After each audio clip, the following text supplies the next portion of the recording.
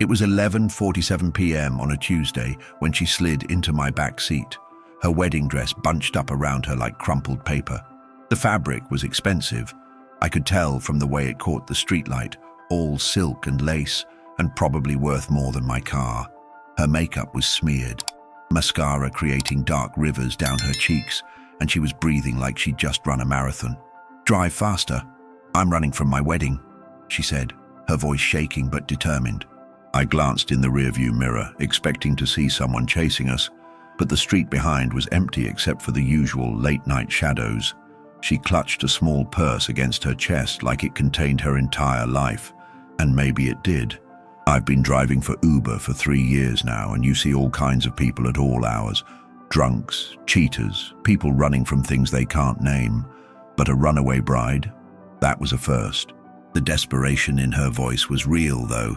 I could hear it cutting through the night air like broken glass. "Where to?" I asked, though part of me wondered if I should be asking why instead.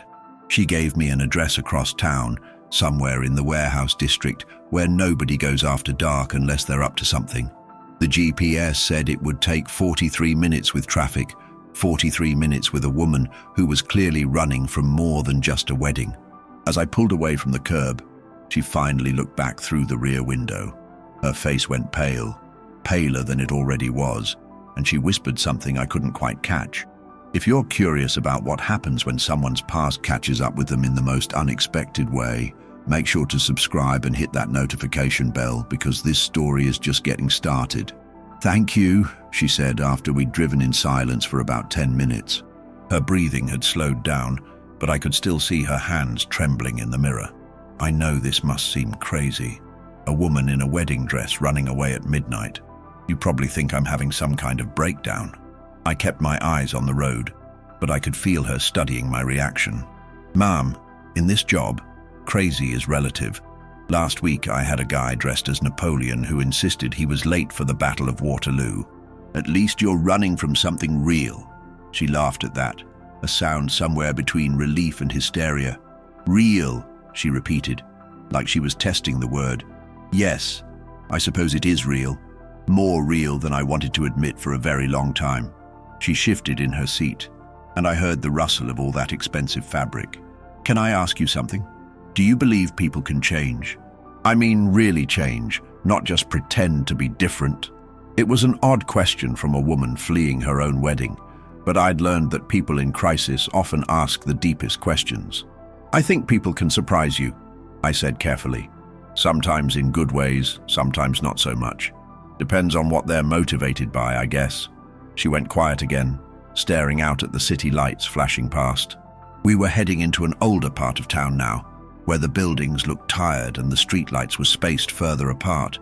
When she spoke again, her voice was barely above a whisper. "What if you discovered that the person you were about to marry wasn't who you thought they were? What if you found out something that changed everything you believed about them?" The way she asked it made me realize this wasn't a hypothetical question at all. "This morning I woke up thinking it was going to be the best day of my life," she continued, her voice gaining strength. "David and I have been together for 2 years. He's everything you'd want in a husband. Successful, charming, attentive. My friends were jealous. My mother kept saying I'd finally found my prince." She paused to wipe her eyes with a tissue from her purse. The wedding dress rustled again as she shifted, trying to get comfortable in a gown designed for standing at an altar, not sitting in the back of an Uber. "We were getting married at the Riverside Country Club, you know the one? Where all the important people have their events." I knew it. I'd dropped off plenty of passengers there over the years. Politicians, business executives, people with more money than sense. It was the kind of place where appearances mattered more than reality, where everyone smiled with perfect teeth and perfect lies. "Fancy place," I said. "Too fancy, as it turns out." Her laugh was bitter now. I was in the bridal suite, putting on my grandmother's pearl necklace, something old, you know, when my phone buzzed. A text from a number I didn't recognize. It said, "You deserve to know the truth about David before you marry him. Check your email." The traffic light ahead turned red, and I slowed to a stop. In the mirror, I could see her face clearly now, the way her jaw was set with determination mixed with pain. I almost deleted it. Wedding day pranks, right? Someone being cruel. But something made me check my email anyway. And what I found there, she trailed off, staring at something I couldn't see. There were photos, she said quietly. Recent ones. David with another woman. But not just any woman. My cousin Sarah, my maid of honor. They were intimate, very intimate. And there were dozens of them, going back months. I felt my grip tighten on the steering wheel. I'd been married once, years ago, before the divorce that led me to driving nights for strangers. I knew the particular kind of betrayal she was describing, the way it felt like someone had reached inside your chest and rearranged everything. "I'm sorry," I said, and meant it. But that wasn't the worst part. She leaned forward slightly, her voice dropping to almost a whisper. There was a video attached, a recording of them talking. Sarah was asking David when he was going to leave me, and he laughed. He said he'd never leave me because my father's business connections were too valuable. He said I was useful, but that she was the one he actually loved. The light turned green, and we continued through the empty streets. I could see her reflection in the window, a ghost in white silk, haunted by the truth she'd discovered just hours before she was supposed to promise forever to a man who saw her as a business transaction. "So you ran," I said. "Not immediately." She sat back again, exhausting, seeming to settle over her like a heavy blanket. First, I confronted Sarah. She was in the bathroom, fixing her makeup before the ceremony. When I showed her the photos, she didn't even try to deny it. She said she was sorry I found out, but that David and I weren't really right for each other anyway, like she was doing me a favor. The address she'd given me was still 20 minutes away, deep in a part of town where the warehouses gave way to industrial lots and 24-hour diners. I was beginning to wonder what was waiting for her there, and why a woman running from her wedding would choose such a desolate destination. "I should have left right then," she continued. "Should have walked out of that bathroom, out of the country club, out of that whole charade. But I was angry, angrier than I'd ever been in my life. So I decided to confront David too, right there in front of everyone. I could picture it. The wedding guests in their finest clothes, the flowers, the photographer capturing what was supposed to be a perfect moment. And then this woman in her grandmother's pearls, walking down the aisle not to say, "I do," but to expose the lie her entire relationship had been built on. "What did you do?" I walked into the ceremony hall where David was waiting at the altar. He smiled when he saw me, that same charming smile that had fooled me for 2 years. All our friends and family were there, about 200 people, all dressed up and expecting a fairy tale wedding. She paused, and I could hear her breathing change again, becoming faster and shallower. I walked right up to him and said, "Tell everyone about Sarah," just like that, in front of the minister, in front of my parents, in front of his business partners. You should have seen his face. The color just drained right out of it. Her voice carried a mixture of satisfaction and pain, like someone who'd won a battle but lost the war. He tried to play it off, said he didn't know what I was talking about. So I pulled out my phone and showed him the photos. Then I turned to the crowd and said, "The wedding is off. The groom is in love with my cousin, and I'm apparently just a business opportunity." The silence in the car was heavy with the weight of that moment, the destruction of not just a marriage, but an entire future. I could see why she was running now. After a scene like that, facing all those people, dealing with the questions and the pity and the gossip, sometimes the only sane response is to disappear into the night. The chaos that followed was indescribable, she said, shaking her head at the memory. My mother started crying. David's father, he's some big-shot lawyer, started yelling at me about embarrassing the family. Sarah tried to slip out the back, but my aunt cornered her near the gift table. It was like watching a perfect facade just crumble in real time. We passed under a highway overpass, the sound of our tires on wet pavement echoing off the concrete. The city was different here, rougher around the edges, with fewer streetlights and more shadows. David followed me when I left the altar, she continued. Caught up with me in the parking lot and grabbed my arm. Said I was making a huge mistake, that we could work through this. I glanced in the mirror and saw her rubbing her left arm absently. He grabbed you. The protective instinct that comes with having a daughter kicked in, even though this woman was probably close to my own age. Did he hurt you? Not physically, but the things he said. She trailed off, staring out at a row of closed storefronts. He told me I'd never find anyone else willing to put up with me. Said I was too old, too set in my ways, too demanding. That I should be grateful he was willing to marry me at all, even if his heart belonged to someone else. Her voice was steady, but I could hear the hurt underneath it. That's when I knew I had to get as far away from there as possible. I couldn't face going home, couldn't deal with the phone calls and the questions and everyone telling me what I should have done differently. So I called an Uber and here we are.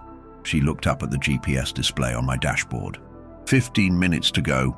I was more curious than ever about our destination, but something told me she'd reveal that part of the story when she was ready. "Can I ask you something?" I said as we turned onto a street lined with auto repair shops and storage facilities. "The person who sent you those photos, do you know who it was?" It had been bothering me since she first mentioned the anonymous text. Someone had gone to a lot of trouble to document David's affair and make sure she found out about it on her wedding day. She was quiet for a long moment, and I thought maybe she hadn't heard me or didn't want to answer. Then she said, "That's actually why I'm going where we're going. I think I know who sent them, but I need to be sure." Her voice had changed, becoming more focused, like someone preparing for another confrontation. The photos were taken from inside David's apartment. I could tell from the angle, the lighting, the furniture in the background.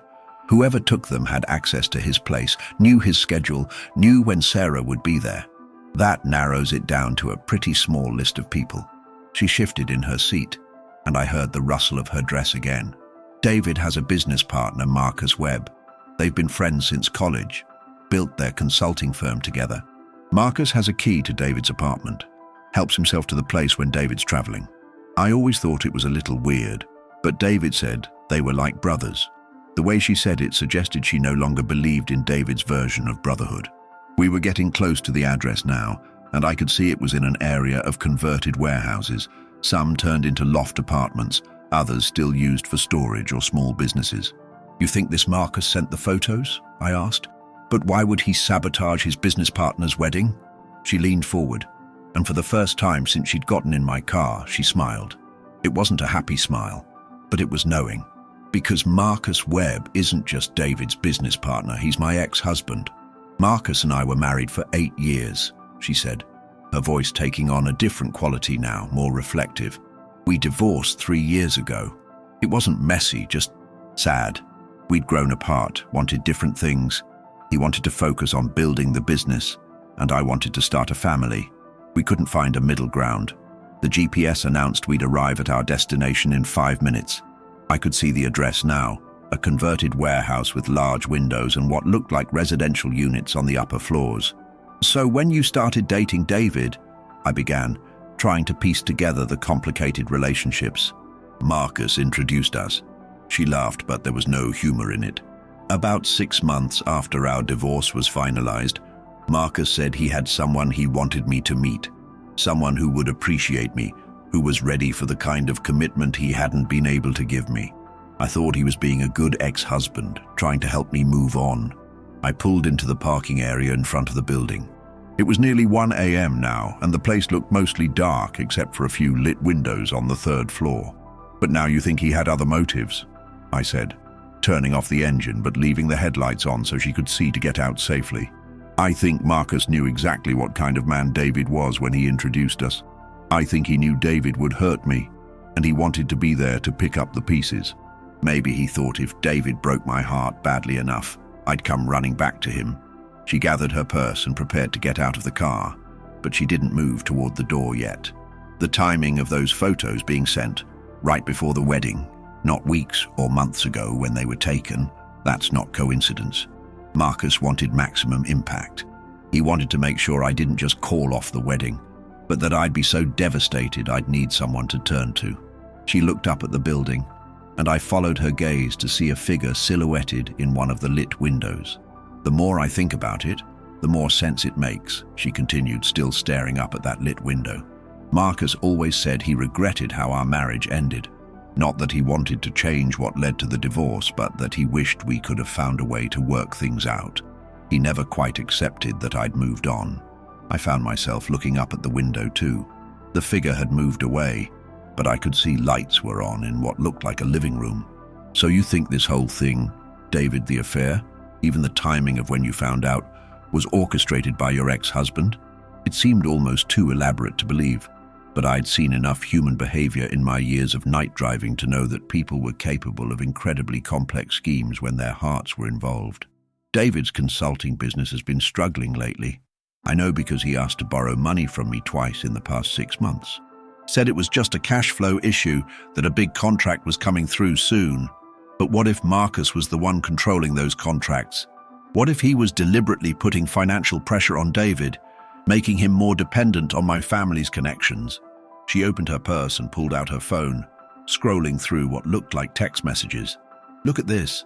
3 weeks ago, Marcus texted me asking how the wedding planning was going. Said he hoped David was treating me well, that I deserved someone who would put me first. At the time, I thought he was just being friendly. Now I think he was fishing for information. The pieces were falling into place in a way that made my stomach turn. I'd seen plenty of messy breakups and complicated relationships, but this level of manipulation was something else entirely. "And you came here to confront him about it," I said. It wasn't really a question. She nodded, finally reaching for the door handle. "I need to know if I'm right. And if I am, I need to know why. Why go to all this trouble? Why hurt me like this just to prove a point?" As she stepped out of the car, the wedding dress caught on the doorframe, and she had to gather it up in her arms to keep from tripping.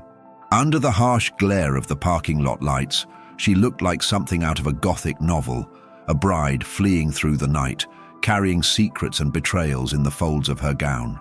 "Would you mind waiting for a few minutes?" she asked, leaning down to speak through the passenger window. "I know it's a lot to ask, but I'm not sure what kind of state I'll be in when I come back down. And calling another ride from here at this hour." She gestured at the empty streets around us.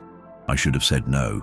Company policy was clear about not getting involved in passengers' personal situations, and everything about this scenario screamed complications. But something about her situation reminded me of my own ex-wife, the way she'd looked when she finally admitted she'd been seeing her co-worker for months. The combination of betrayal and self-doubt that makes you question everything you thought you knew about your own life. "I'll wait," I said. "But if I hear shouting or anything that sounds like trouble, I'm calling the police." She nodded gratefully and walked toward the building's entrance, her heels clicking on the concrete, the train of her dress trailing behind her like a white shadow. I watched her punch in a code at the security door, which meant she'd been here before, knew the building, knew Marcus well enough to have access. The door clicked open and she disappeared inside. Through the large windows, I could see her walking toward an elevator, still carrying all that white silk like it was armor she couldn't quite shed.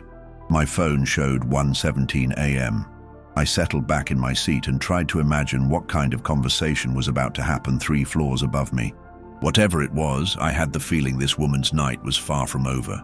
Sitting alone in the car, I found myself thinking about the complexity of human relationships, how people could spend years thinking they knew someone only to discover they'd been seeing a carefully constructed facade.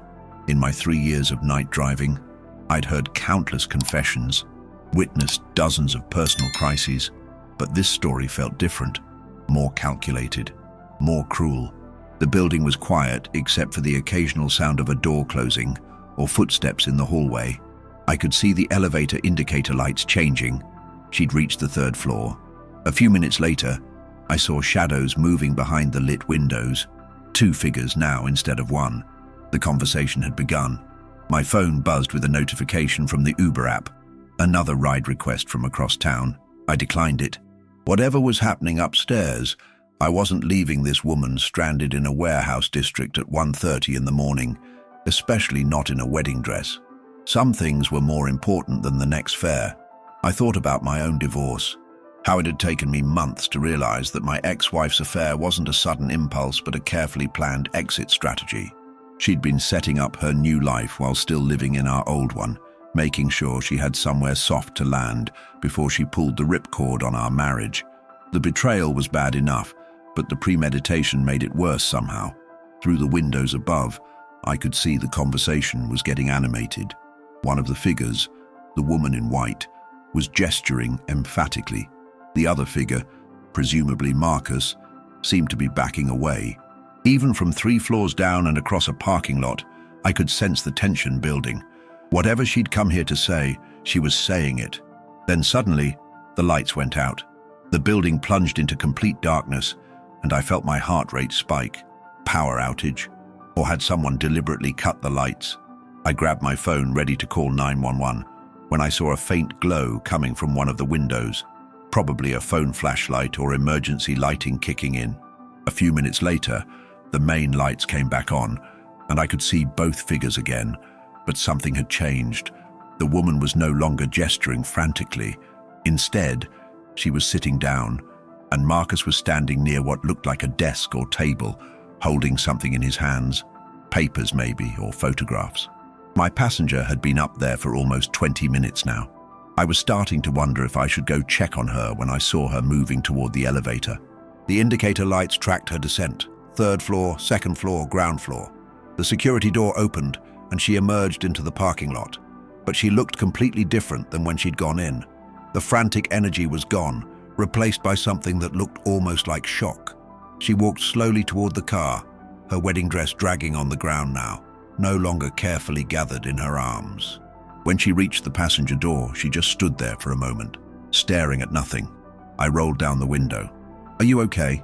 She looked at me like she'd forgotten I was there, like she was surprised to find herself back in the real world. "I need to go somewhere else," she said quietly. "Somewhere I can think. Do you know any place that's open all night? A diner, maybe, or a coffee shop?" "There's a 24-hour place about 10 minutes from here," I said. "Nothing fancy, but they have good coffee and pie, and it's usually quiet this time of night." She nodded and got back into the car, moving like someone who'd just received devastating news. As I started the engine, I couldn't help but ask, "Did you get the answers you were looking for?" She was quiet for so long I thought she wasn't going to respond. Then, as we pulled out of the parking lot, she said, "I got answers, just not the ones I expected." The Moonlight Diner was exactly what it sounded like. A throwback to the 1950s, with red vinyl booths, black and white checkered floors, and a neon sign that flickered intermittently. At 2 a.m. on a Wednesday, it was nearly empty except for a trucker reading a paperback novel and a waitress who looked like she'd been working the night shift since the Carter administration.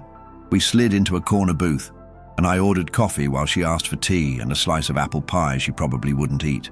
The fluorescent lighting was harsh after the darkness of the car, and I could see the full extent of what the night had done to her.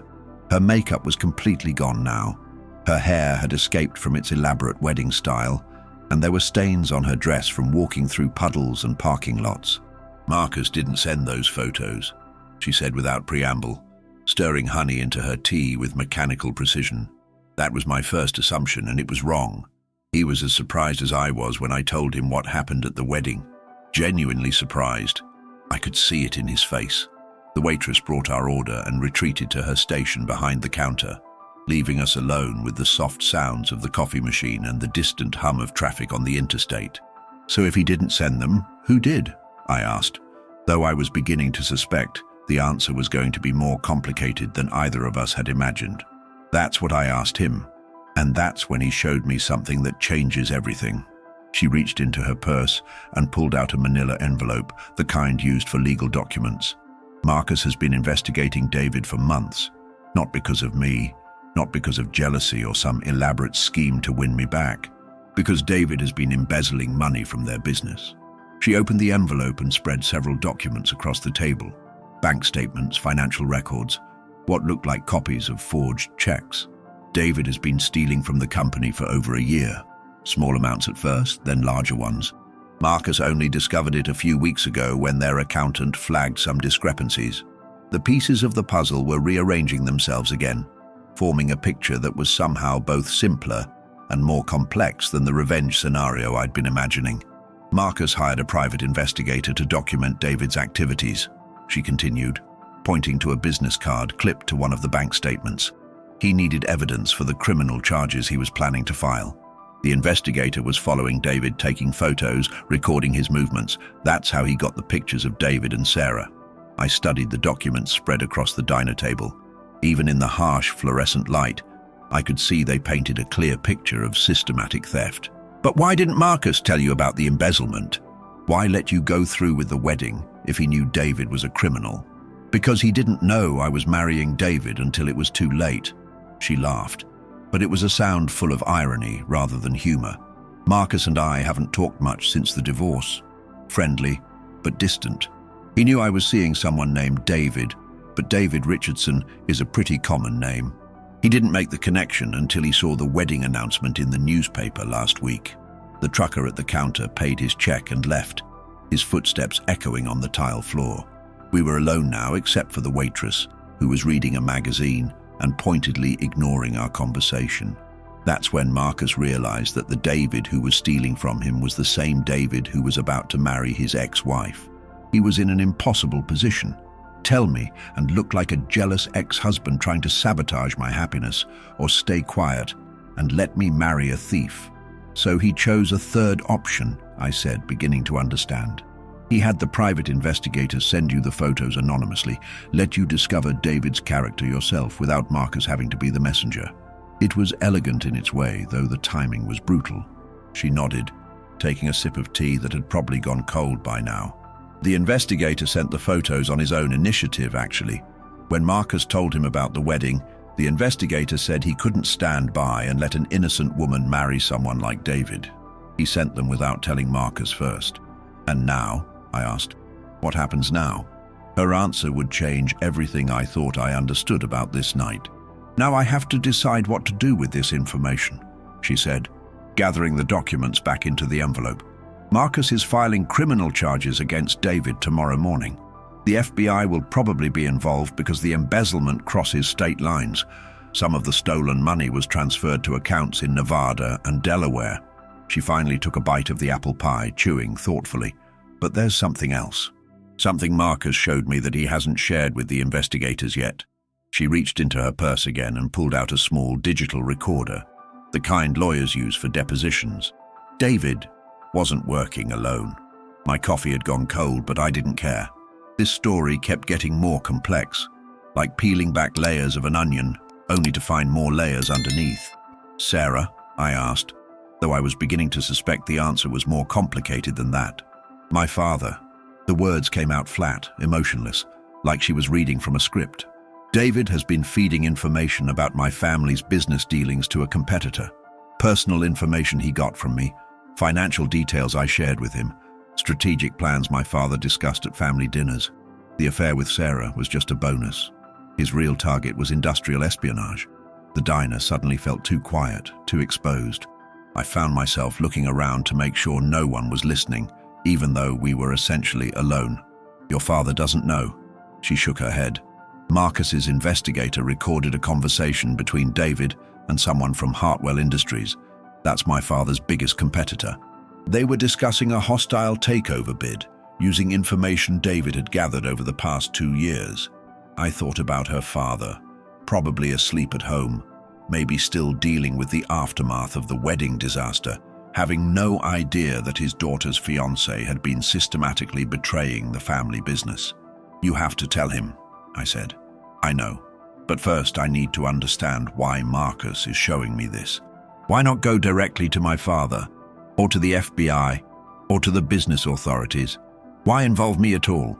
She looked at me across the table, and I could see she was working through the implications of something that went beyond simple betrayal. Marcus wants something from me, she said, her voice taking on a harder edge. He didn't show me those documents out of the goodness of his heart. There's an angle here I'm not seeing yet. She pressed play on the digital recorder, and David's voice filled the small space between us, tinny but clear through the device's small speaker. The old man trusts me completely now, David's recorded voice said. Helen shares everything with me. Board meeting discussions, acquisition plans, even the family's personal financial information. Richardson Industries has no idea what's coming. The casual way he said her name, the dismissive reference to her father as the old man, made her flinch. She stopped the recording and put the device back in her purse. Marcus made a copy of this for me, but he has the originals. He says he wants to make sure my family is protected before he turns everything over to the authorities. But I think there's more to it than that. She was thinking out loud now, working through the puzzle pieces. What if Marcus isn't just the innocent victim here? What if he's been using David's embezzlement as leverage, letting it continue so he could gather more evidence, build a bigger case? The amounts David stole, they're significant, but not enough to bankrupt the consulting firm. Marcus could have stopped it months ago. Her eyes were sharper now, more focused, like someone who was finally seeing the complete picture. I was beginning to understand why she looked so shaken when she came out of that building. "You think Marcus has been manipulating this whole situation from the beginning," I said. "Not to get you back, but for some other reason." She nodded slowly. "Marcus always resented my father's success. When we were married, he used to make comments about how everything came easy to my family, how we'd never had to struggle for anything. I thought it was just normal husband and wife complaints, but maybe it was deeper than that." The waitress approached our table with a coffee pot, but we both waved her away. Whatever was coming next in this story, we needed to hear it without interruptions. "Marcus's consulting firm has been trying to land a contract with Richardson Industries for 3 years," she continued. "My father always turned them down, said he didn't want to mix business with family, even ex-family. It was one of the things Marcus and I argued about during our divorce. He thought I should use my influence to help him get the contract." The pieces were falling into place now, forming a picture that was more complex and more disturbing than simple embezzlement or even industrial espionage. "So Marcus lets David steal from the company, lets him gather intelligence on your father's business, all while documenting everything. Then, at the crucial moment, he becomes the hero who exposes the whole conspiracy and saves Richardson Industries from a hostile takeover." She nodded grimly. "And who do you think my grateful father would turn to for security consulting after something like that? Who would he trust to help protect the company from future threats?" The cynicism in her voice was new, probably born in the last few hours as she realized how many people had been using her as a pawn in their various schemes. "But there's still something that doesn't make sense," I said.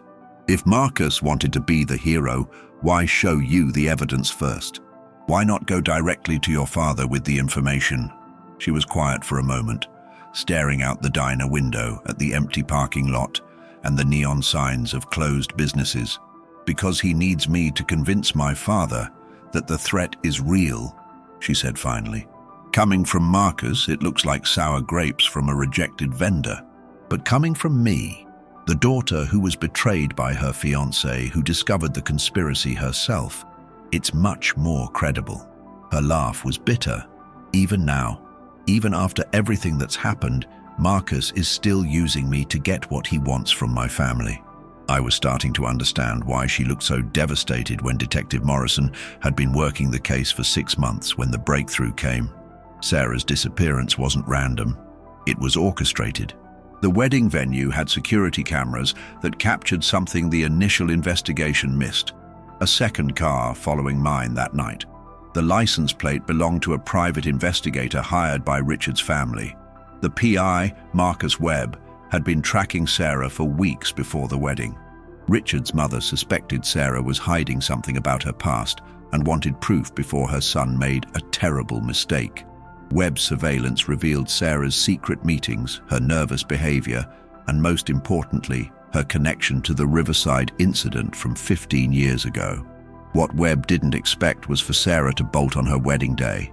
His job was supposed to end with a neat report about her past indiscretions. Instead, he found himself following an Uber through downtown streets, watching a bride flee in a wedding dress. The irony wasn't lost on him.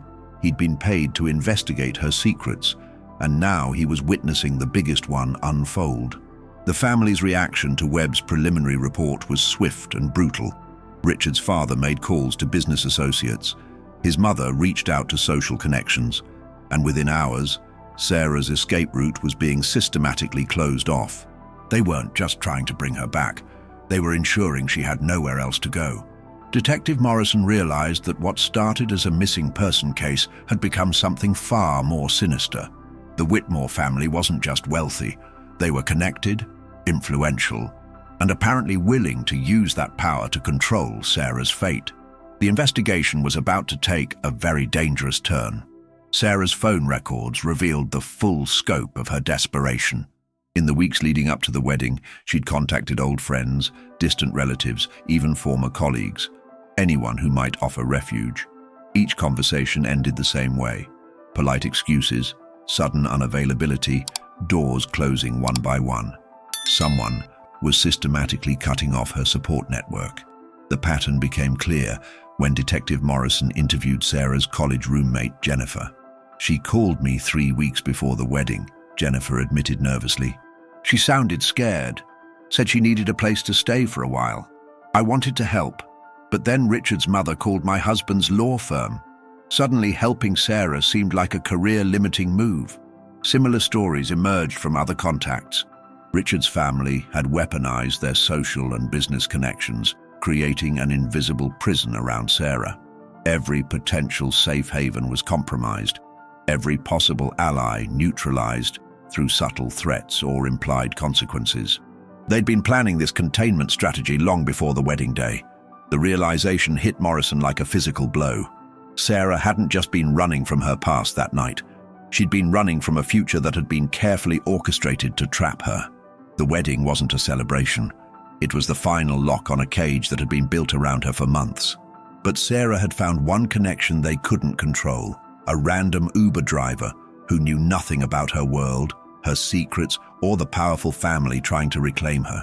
In that moment of desperation, a stranger's kindness had been her only genuine option for escape. The safe house Sarah had mentioned wasn't what Detective Morrison expected. Located in a rundown neighborhood 40 miles from the city, it was a shelter for women escaping domestic violence. The director, Maria Santos, remembered Sarah's arrival vividly. She came in still wearing that wedding dress, but it wasn't the dress that made her memorable. It was her eyes, like someone who'd finally stopped running. Sarah had spent 3 days at the shelter, helping other women, sharing her story, and slowly rebuilding her confidence. She'd planned to disappear completely. New identity, new city, new life. Maria had connections who could make that happen. People who understood the need to vanish when powerful forces aligned against you. But Sarah made a fatal mistake. She tried to retrieve something from her apartment. Security footage showed her entering through the back entrance at 2 a.m., staying for less than 10 minutes. She emerged carrying a small box, the only thing from her old life she couldn't leave behind. It was also the last time anyone saw her alive. The box contained letters from her sister Emma, who died in the Riverside incident. Emma had been Sarah's anchor, her reason for fighting, her motivation to escape. Those letters were worth more to Sarah than any amount of money or safety. They were also worth killing for, according to someone who'd been watching and waiting. Maria Santos had seen this pattern before, women who'd almost made it to safety only to be pulled back by the very things they couldn't bear to lose. Sarah was so close to freedom, Maria told Morrison, but sometimes the past has claws that won't let go. The breakthrough came from an unexpected source: Richard himself.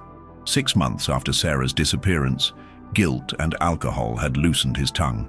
During a family dinner that turned into a screaming match, he'd accused his mother of going too far, and his father of cleaning up messes that didn't need cleaning. The housekeeper, Maria Gonzalez, had heard everything from the kitchen. Maria had worked for the Whitmore family for 12 years, invisible and ignored, the perfect witness to their private conversations. She'd watched Sarah during the engagement period, seen the gradual change from hopeful bride to trapped animal. When Detective Morrison interviewed her, the floodgates opened. Mrs. Whitmore, she never liked Miss Sarah, Maria revealed. Said she was damaged goods from a questionable family. But Mr. Richard, he was obsessed. Wouldn't hear anything bad about her. So they decided to handle the situation differently. The family's plan hadn't been to stop the wedding. It had been to ensure Sarah could never leave afterward. The private investigator Webb had discovered Sarah's connection to the Riverside incident and something else. Emma's death hadn't been accidental. She'd been killed to cover up a scandal involving the Whitmore family's business dealings. Sarah's presence in their lives wasn't just inconvenient, it was dangerous. Richard's mother had orchestrated everything: the isolation, the surveillance, even the wedding itself. Sarah was meant to be contained, controlled, and eventually silenced. But Sarah's desperate flight had disrupted their careful plans, forcing them to improvise with deadly consequences. Detective Morrison finally understood the full scope of the conspiracy. The Riverside incident 15 years ago hadn't been a random industrial accident. It had been a cover-up, orchestrated by Whitmore Industries to hide illegal dumping that had contaminated the local water supply. Emma Thompson had been an environmental science student researching water quality in the area. She'd discovered the contamination and was preparing to expose it. Emma's death had been staged to look like an accident, but Sarah had always suspected otherwise. Her sister had been too careful, too experienced to make the kind of mistake that supposedly killed her. Sarah had spent years quietly investigating, gathering evidence, building a case. Her relationship with Richard had started as genuine attraction, but it had become something else entirely when she discovered his family's connection to Emma's death. The wedding had been Sarah's endgame. She'd planned to expose everything after the ceremony, using her new position as Richard's wife to access family documents and business records. But Richard's mother had suspected Sarah's true motives and moved to neutralize the threat. The private investigator's surveillance had confirmed their worst fears. Sarah Thompson wasn't just Richard's fiancée, she was Emma Thompson's sister, seeking justice. The irony was devastating. Sarah had been so close to achieving her goal. The evidence she'd gathered over the years was compelling enough to reopen the Riverside case and potentially destroy the Whitmore empire. But her enemies had been watching, planning, and preparing for exactly this scenario. Morrison realized that Sarah's desperate flight hadn't been about escaping her past.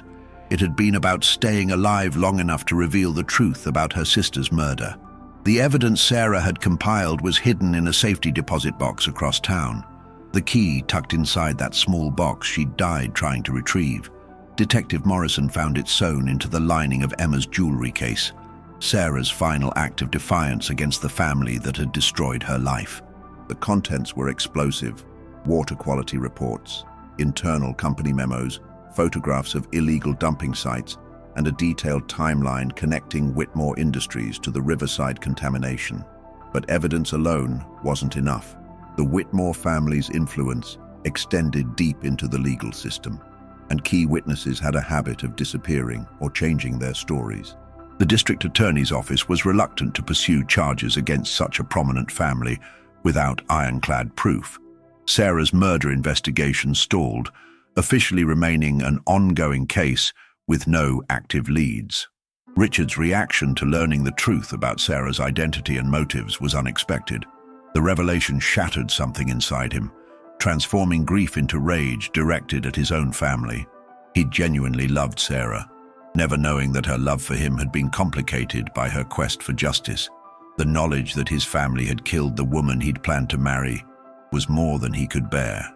3 months after Sarah's body was found, Richard Whitmore was discovered dead in his apartment from an apparent overdose. His suicide note was brief but damning. "I can't live knowing what we did to her, what we did to her sister. Some sins can't be forgiven." The note was quickly sealed by family lawyers and never made public. The Whitmore family's power seemed absolute, their ability to control the narrative complete. But Sarah's story had reached one person they couldn't silence: the Uber driver who'd helped her escape, who'd witnessed her final desperate hours, who'd promised to remember. Detective Morrison's investigation officially ended with Richard's death, but the story didn't die with him. The Uber driver, me, had been haunted by that night for months, unable to forget Sarah's desperation or the way she'd looked when she'd asked me to drive faster. When Morrison contacted me as part of the investigation, I learned the full truth about the woman I'd tried to help escape. The knowledge was a burden I couldn't carry alone. Sarah's story deserved to be told, her sister's death deserved justice, and the Whitmore family's crimes deserved exposure. Working with Morrison, we developed a plan to release Sarah's evidence through multiple channels simultaneously: journalists, environmental groups, social media, and federal investigators. The revelation hit like a tsunami. Whitmore Industries' stock price collapsed overnight. Federal agencies launched investigations into the Riverside incident and other potential cover-ups. Environmental lawyers filed class action lawsuits on behalf of families affected by the contamination. The family's carefully constructed empire began crumbling under the weight of 15 years' worth of suppressed truth. Mrs. Whitmore's reaction was swift and vicious. She hired crisis management firms, threatened lawsuits, and used every connection she had to discredit the evidence. But Sarah had been thorough in her documentation, and the truth was too well supported to be dismissed. The woman who'd orchestrated 2 murders to protect her family's reputation watched helplessly as that reputation was destroyed anyway. The irony was perfect. Sarah had achieved in death what she'd been prevented from accomplishing in life. Her evidence, her sacrifice, and her story had finally brought justice for Emma and exposed the corruption that had killed them both. If this story has moved you, please leave a comment below sharing your thoughts about justice, truth, and the courage it takes to stand up to powerful forces. Your engagement helps ensure stories like Sarah's continue to be heard. 5 years later, I still drive for Uber, but every passenger reminds me of Sarah Thompson. The Whitmore family's legal troubles continue. Mrs. Whitmore was eventually convicted of conspiracy in Emma's death, though she's appealing from minimum security prison. The company was dissolved, its assets used to compensate victims of the environmental contamination. Justice, when it finally came, was thorough and unforgiving. Detective Morrison retired after the case closed, but we stay in touch. He often says that Sarah's story changed how he views missing persons cases, that sometimes people aren't just running from their past, but toward a justice that seems impossible to achieve. Her courage in the face of overwhelming power inspired him to pursue other cold cases involving wealthy, connected families who thought they were above the law. The memorial service for Sarah and Emma Thompson was held at the Riverside Community Center, built on the site where the contamination had been covered up for so many years. Hundreds of people attended, environmental activists, other victims' families, and ordinary citizens who'd been moved by their story. I spoke about the night I drove Sarah to what we thought was safety, about her determination, and her final words about not letting them win. Sarah's legacy extends beyond the justice she achieved. Her evidence led to stronger environmental protection laws, better oversight of industrial waste disposal, and new protections for whistleblowers. The Sarah Thompson Foundation, established with settlement money from the lawsuits, helps other people seeking justice against powerful interests. Sometimes I wonder what would have happened if Sarah had chosen a different driver that night, someone who might not have listened or cared about her story. But I believe she would have found another way. Her determination was too strong, her cause too important, her love for her sister too deep to be stopped by anything, even death. That night changed both our lives forever. Sarah found her justice, and I found my purpose: to remember, to witness, and to ensure that truth, no matter how long delayed, eventually sees the light. Don't forget to subscribe and share this story with others who believe that justice, though sometimes delayed, should never be denied. Stories like Sarah's remind us that ordinary people can make extraordinary differences when they choose courage over comfort.